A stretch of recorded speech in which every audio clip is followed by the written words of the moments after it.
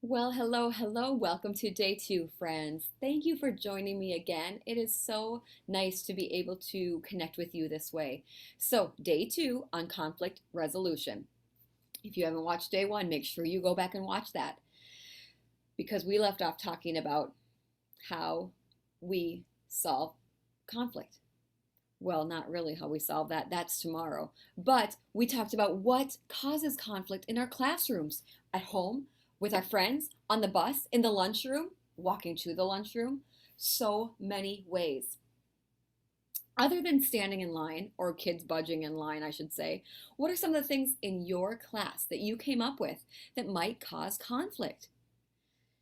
I know you guys are young, but there are always things that could cause conflict that we let cause conflict.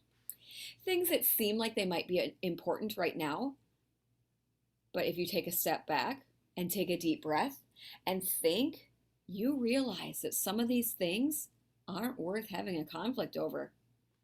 But it does happen, doesn't it? It does. We get mad or angry, boom, and there's a conflict with a classmate, with a friend, with a parent. Oh man, right now there's a conflict with a teacher. Right now there's a conflict with a mom or a dad. Right now, even your best friend and you could have conflicts. We all have them, you guys, all of us. Maybe you've even had one today. So, how did you or do you deal with them? Not all conflicts go away or get resolved just like that. Some of them last a while if you let them. Sometimes feelings get hurt. Sometimes we say or do things we truly don't mean, but they get said at the time of anger and frustration. It's like your mouth is just a bomb that explodes all over everyone. Or sometimes our fists or our hands, or we kick other people.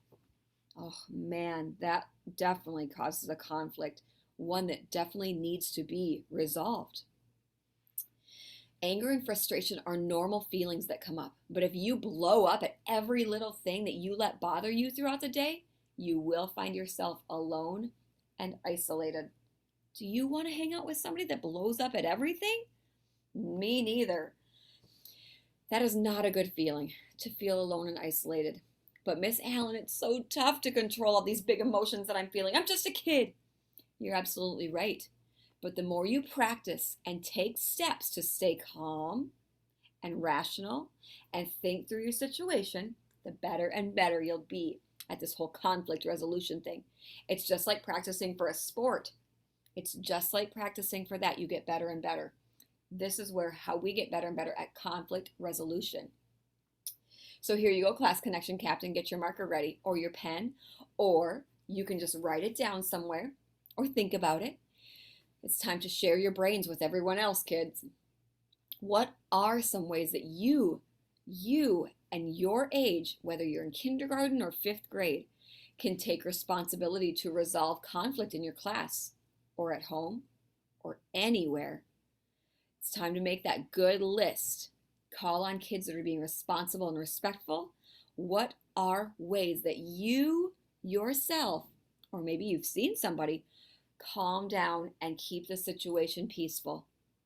Any situation. Take some of the situations from yesterday, like somebody budged you in line, somebody said something mean to you or about you. Take any of those scenarios and tell me how you keep the situation peaceful.